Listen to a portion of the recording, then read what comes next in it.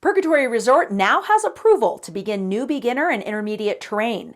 Durango's BMX park will be the site of this year's state championship meet, and the city of Durango has proposed to adopt deed-restricted housing regulations. You're watching the Local News Roundup, brought to you by Pop's Truck and RV Center and the law firm of Downs, McDonough, Cowan, and Foley. I'm Wendy Graham-Settle.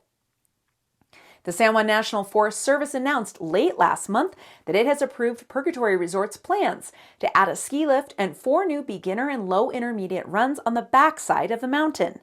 The high-speed lift will be located east of Chair 3 and will be accessible from the Salvation Ski Run. The new area will add 45 acres of terrain. Purgatory is expected to announce a timeline for construction later this spring. To see a copy of the Forest Service approval document, visit fs.usda.gov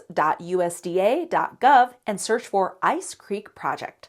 To learn more about Purgatory Resort's expansion plans later this spring, visit purgatory.ski. More than 400 BMX racers and 1,000 fans are expected in Durango on August 20th and 21st, when Durango hosts the 2022 BMX State Championships.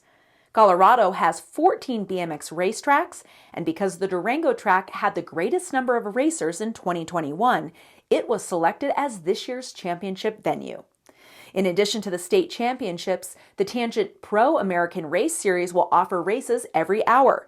The Pro-Am offer professional BMX racers and top amateur riders an opportunity to win large cash prizes.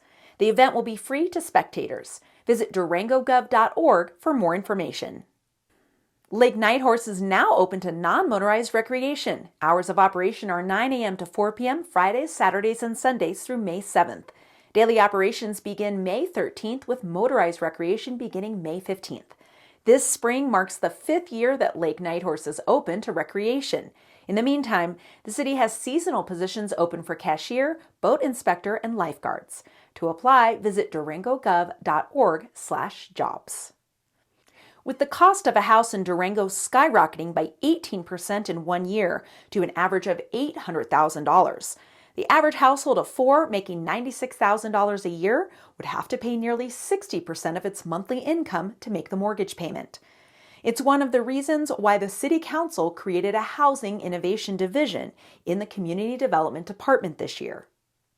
The City Council recently reviewed an update of housing initiatives that are tackling the issue on a number of fronts, including private and public development partnerships and changing land use codes to allow for more accessory dwelling units or housing conversions into apartments. Now it's considering a proposal called HOMEGROWN Durango to provide 200 deed-restricted housing units for the local workforce by 2030. Developed in partnership with community housing advocates and others, HOMEGROWN Durango proposes that the city defray the cost of development in exchange for deed restrictions that would limit how much a homeowner could profit from a future sale.